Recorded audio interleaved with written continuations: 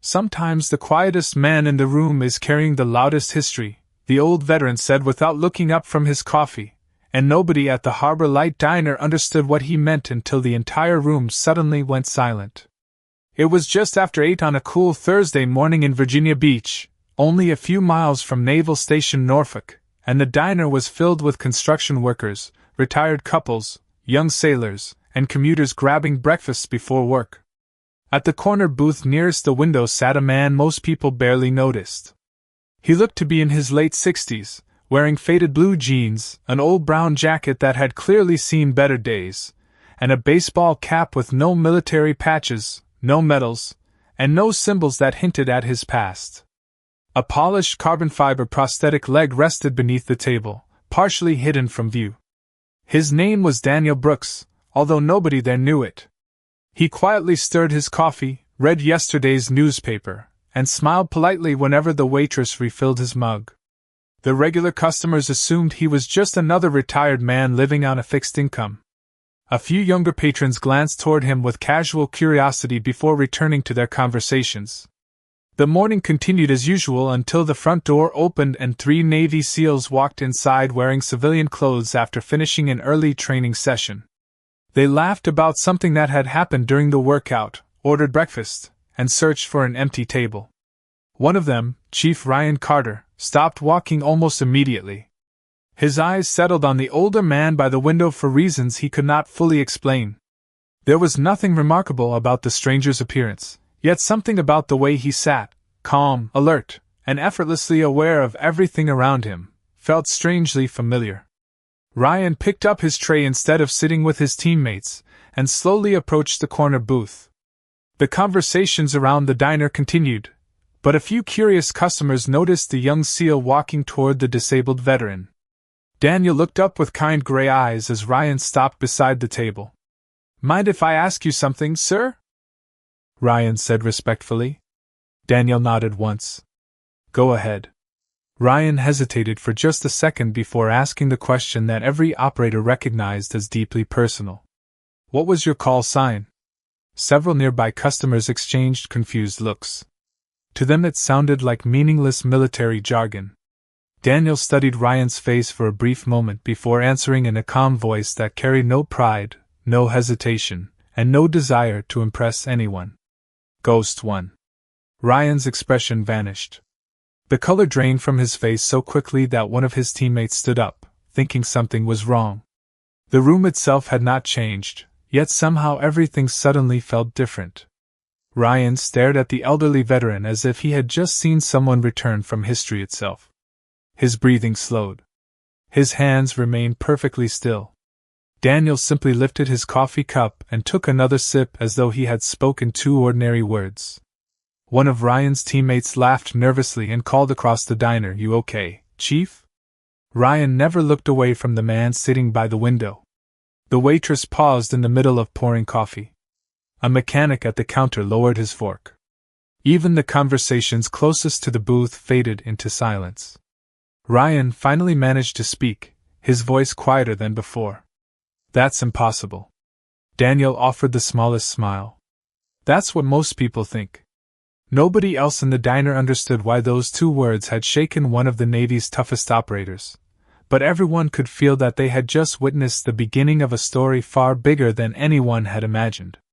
Ryan Carter remained perfectly still, his eyes fixed on Daniel Brooks as though every lesson he had ever learned had suddenly been turned upside down.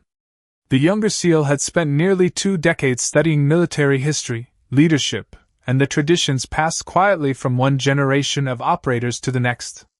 Certain names were never spoken casually. Certain call signs belonged to stories that were treated almost like legends.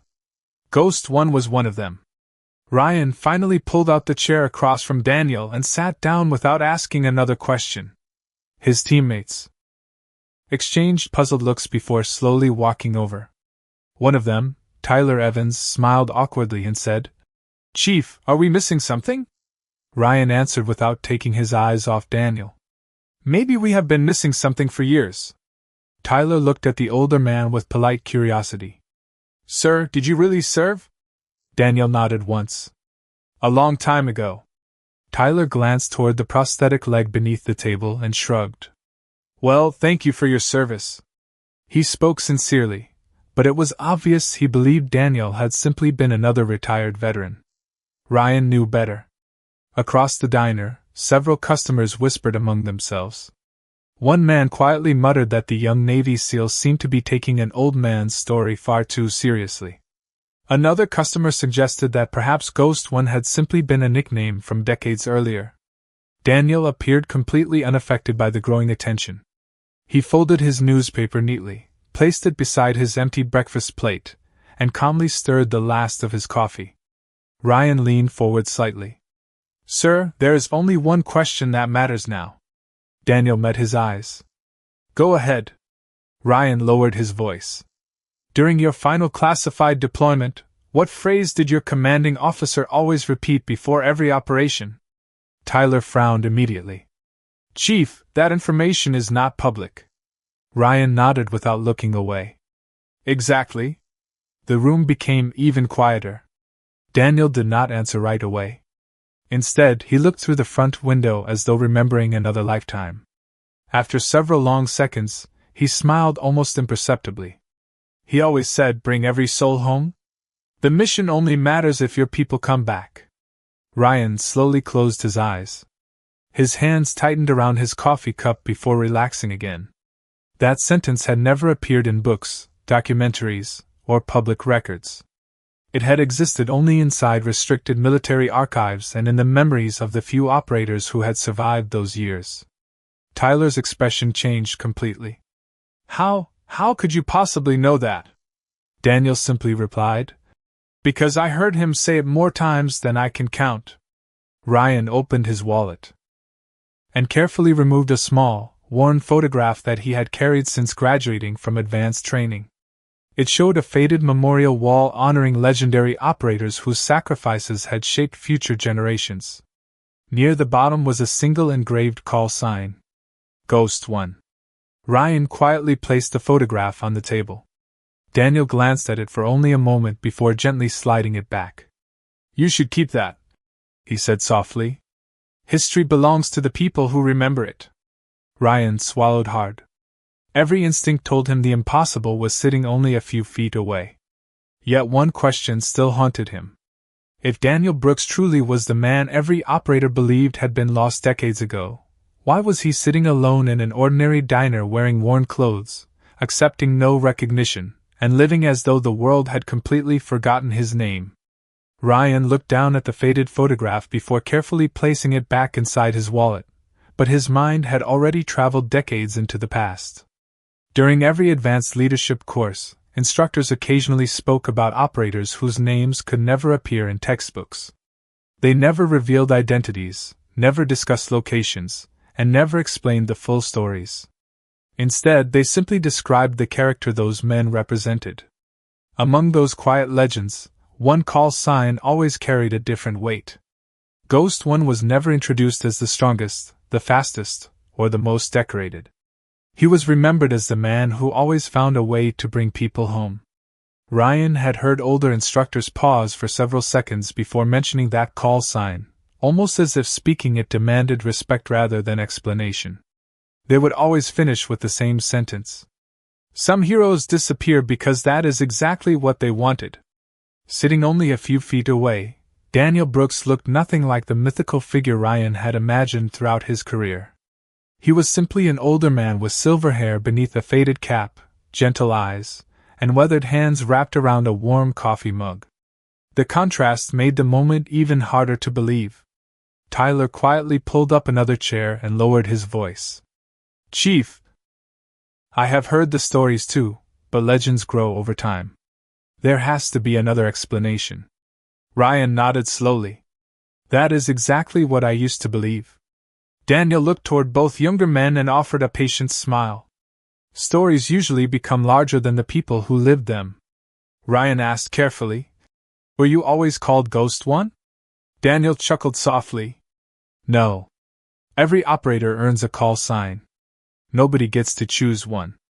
The answer sounded simple, but Ryan recognized the honesty behind it. Nothing Daniel said carried the slightest hint of pride. He was not trying to impress anyone. In fact, he almost seemed uncomfortable discussing the subject at all. Outside the diner window, traffic continued moving through the intersection as though nothing extraordinary had happened. Inside, however, the atmosphere had completely changed. Customers who had originally ignored the quiet veteran now found themselves watching him with growing curiosity. The waitress approached the table with another pot of coffee. "Can I refill your cup, sir?" she asked Daniel kindly. "Thank you," he replied with a warm smile. She noticed Ryan's unusually serious expression and quietly asked, "Is everything all right?" Ryan answered respectfully, "Everything is fine. We are just speaking with someone very special." Daniel immediately shook his head. "No, son. I am only another American who was fortunate enough to come home." Ryan admired how naturally those words came from him. Every description he had ever heard about Ghost One emphasized exactly that quality. The man behind the legend never cared about recognition. The mission had always mattered more than the individual. Ryan finally asked the question that had been building inside him since he first heard the call sign. "If you survived, why did nobody ever know?" Daniel rested both hands on the table and gazed quietly toward the bright morning sunlight spilling across the diner floor. For several long moments he said nothing at all. When he finally spoke, his voice carried the calm certainty of someone who had already made peace with the past. Because some chapters are meant to stay closed until the next generation is ready to understand why they were written. Ryan felt a chill despite the warmth of the room. Whatever had happened years ago was clearly far bigger than any training story, and for the first time he realized he was no longer listening to a legend. He was sitting across from the man who had lived it. Daniel remained quiet for a long moment, as though deciding how much of the past belonged in the present. Ryan and Tyler waited patiently, understanding that some memories were earned rather than demanded. Finally, Daniel folded his hands together and spoke with the same steady voice that had never once risen above a calm conversation. 26 years ago, our team accepted an assignment that was never supposed to become a story anyone remembered. Success was measured by whether everyone returned safely, not whether anyone knew our names. Ryan listened without interrupting. Daniel continued, "We trained for months.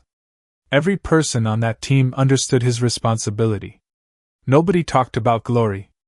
Nobody talked about promotions. We only talked about making sure the man beside us could go home to his family." His eyes drifted toward the diner window as though another landscape had replaced the quiet parking lot outside. The plan changed faster than anyone expected. Communications failed. Weather changed. Every backup schedule disappeared. We had to make decisions one moment at a time. Tyler leaned forward, completely absorbed. Daniel never described chaos or fear. Instead, he spoke about trust. He explained how every operator knew another man's strengths without needing words. One teammate could solve equipment problems in seconds. Another always noticed details others missed. A medic could calm anyone simply by speaking. "The greatest teams are never built around the strongest individual," Daniel said.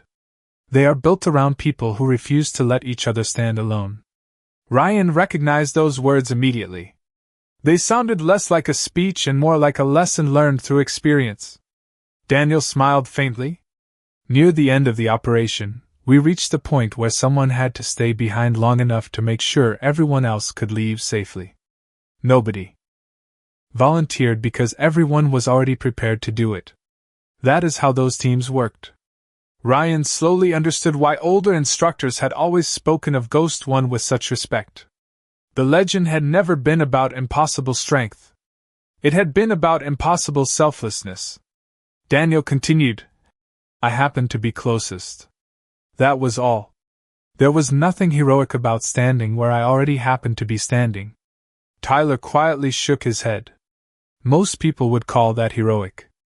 Daniel answered gently, "Most people confuse recognition with responsibility. They are not the same thing." The surrounding diners had stopped pretending not to listen. Even the cook occasionally glanced through the kitchen window toward the corner booth. No one interrupted. Daniel looked down at the coffee cup warming his hands. The others left exactly as we planned. I remember seeing every one of them moving toward home. That was enough for me. Ryan noticed Daniel never described himself as saving anyone. Instead, he described everyone else surviving together. That choice of words carried more weight than any dramatic story ever could. Official reports needed simple answers, Daniel said. Sometimes the easiest answer is that someone was lost. It allowed everyone else to move forward with their lives. Ryan finally asked the question that had quietly lingered since the beginning of their conversation. But you were not lost. Daniel looked directly at him with peaceful eyes. No. I simply found a different road back. The answer settled over the table with unexpected emotion. Ryan realized that every chapter of military history he had studied had ended too soon. The man sitting across from him had lived an entirely different story after everyone else believed the final page had already been written, and somehow that unwritten chapter seemed even more remarkable than the legend itself. Ryan sat quietly, allowing Daniel's words to settle in his mind. The silence between them felt natural rather than uncomfortable, as though the older veteran had already answered questions Ryan had not yet learned to ask. After a few moments, Daniel gently pushed his empty coffee cup aside and rested his hands on the table. Coming home was not the difficult part, he said softly. Learning how to live an ordinary life again was. Tyler listened carefully, his expression filled with genuine respect. Daniel continued. When I finally returned to the United States, very few people knew I was alive. The people who needed to know already had their answers. Everyone else believed the story had ended years earlier. Ryan nodded slowly. He understood enough about classified service to realize that some truths remained hidden for reasons larger than any individual. Daniel smiled faintly. The first thing I wanted was not recognition. I wanted a front porch, a quiet neighborhood, and the chance to wake up without hearing someone calling for another mission. He glanced toward the diner window where families walked past carrying shopping bags and children laughed as they crossed the parking lot. That ordinary life became the greatest reward I could ever receive. Ryan asked. Did anyone ever encourage you to tell your story? Daniel laughed warmly. More than once. Publishers called. Reporters wrote letters. A television producer even offered to fly across the country just to interview me. I politely declined every invitation. Tyler looked surprised. Most people would have accepted. Daniel shook his head. The story was never about me. If I accepted praise for something that belonged to an entire team, I would have forgotten the very lesson those years taught me. Ryan admired the humility in every sentence. Nothing about Daniel suggested he had spent decades protecting a remarkable past. Instead, he spoke like a man who genuinely believed that the greatest achievements should never become personal trophies. What did you do after retiring? Ryan asked. Daniel smiled. A little bit of everything. I repaired fishing boats for several years along the coast. Later I worked as a maintenance supervisor at an elementary school. The children never cared about my past. They only cared whether I could fix the broken swing before recess. Tyler chuckled. I imagine you became popular. Daniel grinned. Children have a wonderful way of reminding adults what actually matters. The waitress returned with the check, but before she could place it on the table, Ryan quietly reached for it. Daniel immediately stopped him with a gentle gesture. Thank you, son, but I have always paid my own breakfast. Ryan answered respectfully. Please allow me. It would be an honor. Daniel considered the request before smiling. Then let us compromise. You buy breakfast today, and someday you quietly help another veteran without expecting anyone to notice. That will settle the debt. Ryan felt his throat tighten. Those words carried more meaning than any medal ceremony he had ever attended. Across the diner, several customers exchanged thoughtful glances. The assumptions they had made about the quiet man by the window had completely disappeared. They no longer saw an elderly veteran living with a prosthetic leg. They saw someone who had willingly exchanged recognition for peace, fame for privacy, and applause for a simple life built on quiet purpose. As Ryan reached for his phone beneath the table, one thought refused to leave his mind. If Daniel truly wanted to remain forgotten, he would respect that wish. But before making another decision, Ryan needed to know one thing beyond any doubt. Somewhere, someone who had served beside Ghost One might still be alive, and if they confirmed Daniel's story, history itself would suddenly become very difficult to ignore. Ryan slipped his phone into his pocket without making a single call. He respected Daniel too much to begin searching behind his back while the man was sitting across from him. Instead, he waited until Daniel excused himself to refill his water bottle near the beverage station. Only then did Ryan quietly stand and walk toward the entrance, where the morning sunlight spilled across the sidewalk outside the diner. Tyler followed him. "Chief, are you actually thinking what I think you are?" Ryan nodded. "I need confirmation, not because I doubt him, but because if he really is who I believe he is, there are people who deserve to know he came home." Tyler lowered his voice. "Who could possibly verify something that old?" Ryan smiled faintly. "Someone who was there." He opened a secure contact list that contained numbers rarely used outside professional emergencies. After scrolling for several seconds, he selected the name of retired Master Chief Samuel Hayes, one of the last living instructors who had personally trained several generations of special operations leaders. The phone rang twice before an older voice answered. "Ryan, this had better be important." Ryan took a slow breath. "Sir, I need to ask you about a call sign." There was a brief pause. "Go ahead." Ryan spoke carefully. "Ghost One." Silence filled the line. Nearly 10 seconds passed before Samuel Hayes finally spoke again. His normally confident voice sounded unexpectedly restrained. "Where did you hear that name?" Ryan looked through the diner window at Daniel, who was smiling politely as he thanked the waitress for refilling another customer's coffee pitcher that she had accidentally dropped near his table. "I am sitting across from a disabled veteran who says that was his call sign." Another long silence followed. Then Ryan heard something that surprised him even more than the quiet. It sounded as though the retired Master Chief had taken a deep, emotional breath. "Describe him." Ryan explained Daniel's age, his silver hair, the prosthetic leg, the calm way he carried himself, and the kindness in his voice. Samuel interrupted only once. "Does he have a small scar above his left eyebrow?" Ryan looked carefully through the window. The baseball cap hid most of Daniel's forehead, but when Daniel turned slightly toward the sunlight, a thin, faded line became visible. "Yes, sir." Samuel did not answer immediately. When he finally spoke, every word carried unmistakable certainty. "Ryan, listen to me very carefully. If that man is sitting across from you, stand up when you go back inside." Ryan frowned. "Sir?" "Stand up because you are about to sit beside one of the finest men I ever knew. We were told he never made it home. We honored him every year because we believed we owed our lives to his sacrifice." Ryan felt the weight of those words settle over him. "So it really is him?" Samuel answered softly. "There was never another Ghost One." Ryan thanked him and ended the call, but before slipping the phone away, he received a message only seconds later. It contained a single photograph taken more than 2 decades earlier. A team of young operators stood shoulder to shoulder, smiling after completing training. Near the center stood a younger Daniel Brooks, unmistakable despite the passing years. Ryan stared at the image for several moments before returning to the diner. As he stepped back inside, he noticed something remarkable. Without anyone asking them to, several customers had quietly risen from their seats. They did not yet know Daniel's full story, but somehow they sensed they were sharing the room with a man whose life had been defined not by recognition, but by extraordinary character. Ryan slowly returned to the corner booth, carrying a respect that was far deeper than the curiosity he had felt only an hour earlier.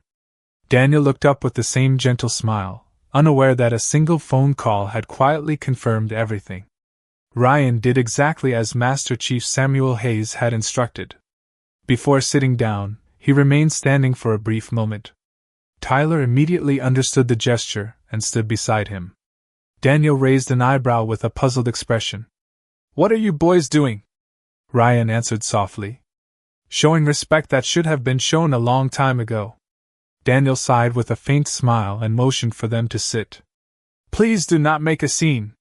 This is just a neighborhood diner. Ryan nodded. That is exactly why I will keep this quiet. The waitress approached with a fresh pot of coffee and noticed the unusual atmosphere around the booth. She smiled politely at Daniel before asking, Is everything all right? Ryan answered warmly. Better than all right. We are having breakfast with someone who taught us a lesson without even trying. She laughed gently, assuming he was simply complimenting an older veteran, and poured another cup before walking away. A few minutes later the front door opened again. An elderly man wearing a Navy veteran cap stepped inside with his wife. As he walked toward the counter, his eyes landed on Daniel. He stopped immediately. His wife looked at him with concern. Frank, what is it? The older man never answered. Instead, he slowly removed his cap, held it against his chest, and walked toward Daniel's table.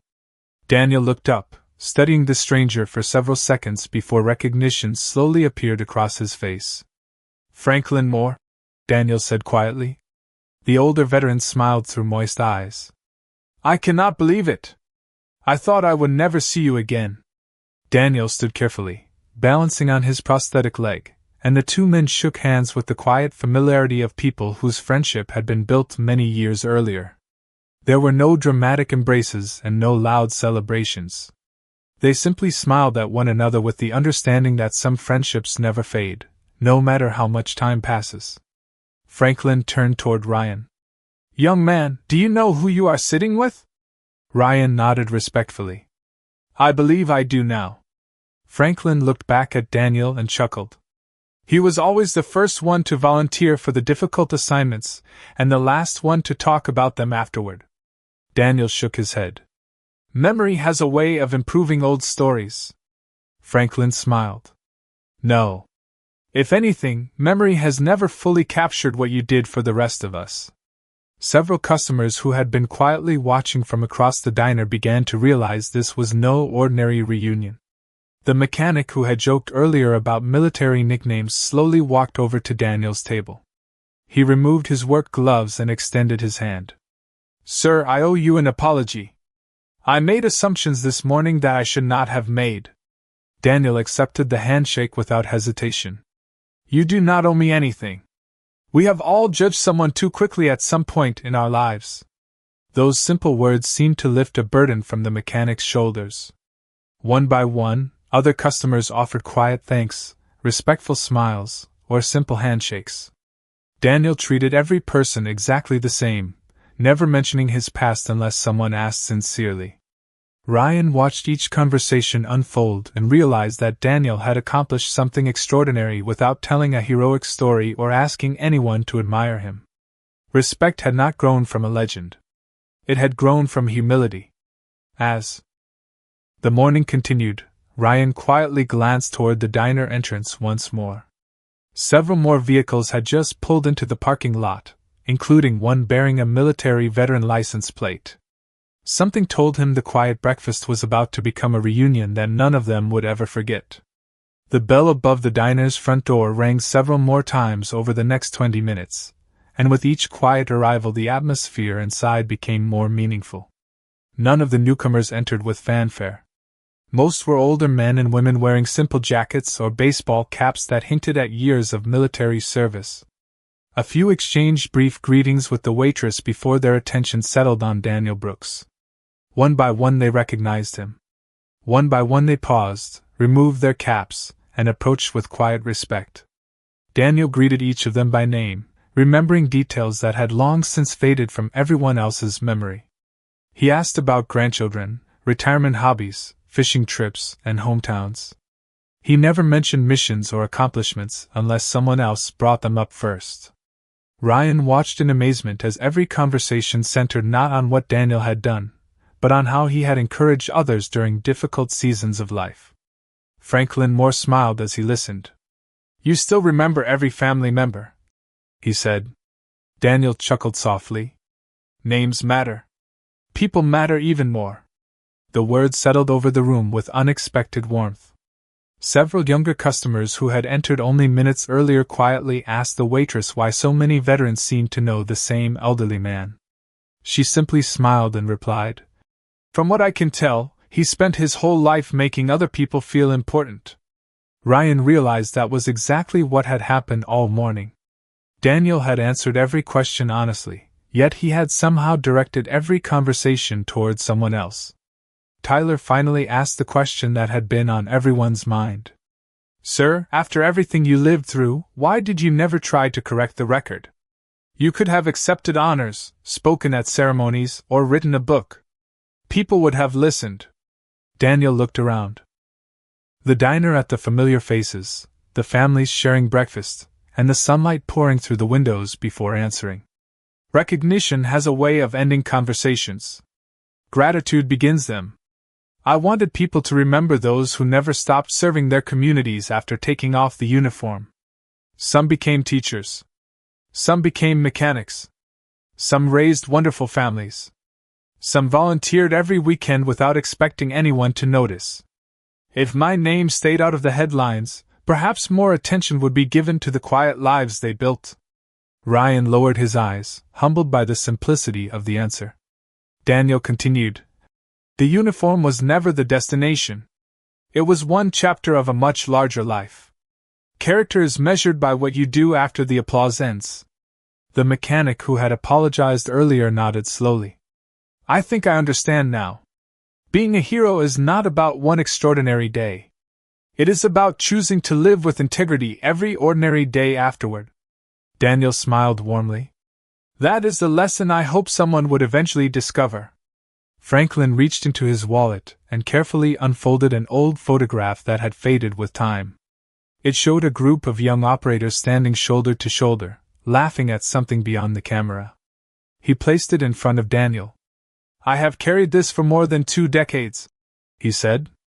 Daniel studied the photograph for a moment before gently pushing it back across the table. "Keep it. It belongs with the memories you made." Ryan looked at the faces in the photograph and then back at the quiet man sitting before him. The legend he had admired throughout his career suddenly seemed less important than the person who had chosen humility every single day afterward. In that moment, Ryan understood that the greatest legacy was never built through stories repeated by strangers. It was built through kindness remembered by friends, respect earned through quiet example, and a life that continued to inspire long after the uniform had been folded away. The morning crowd slowly began to thin, but nobody seemed eager to leave. The Harbor Light Diner had become something far more meaningful than a place to eat breakfast. It had become a place where strangers quietly rediscovered what genuine honor looked like. Daniel Brooks glanced at the old clock above the counter and smiled. "I should get going," he said as he carefully reached for his jacket. Ryan immediately stood, followed by Tyler, Franklin, and every veteran who had gathered throughout the morning. Several civilians did the same without anyone asking them to. The room became completely still. Daniel looked around with quiet surprise. "Please," he said gently, "you do not need to do this." Ryan shook his head. "We do." He took one step forward and offered a crisp salute filled not with ceremony, but with sincere gratitude. Tyler followed. Then Franklin. Then every veteran in the diner. Even those who had never worn a military uniform instinctively understood the significance of the moment. They simply stood in respectful silence. Daniel held the room in his gaze for several long seconds before slowly returning the salute.